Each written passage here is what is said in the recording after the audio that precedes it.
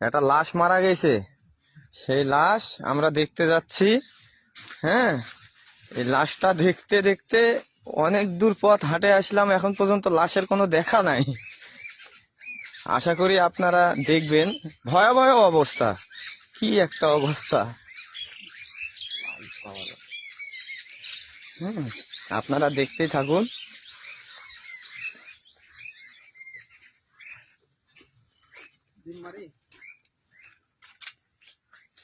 থাম।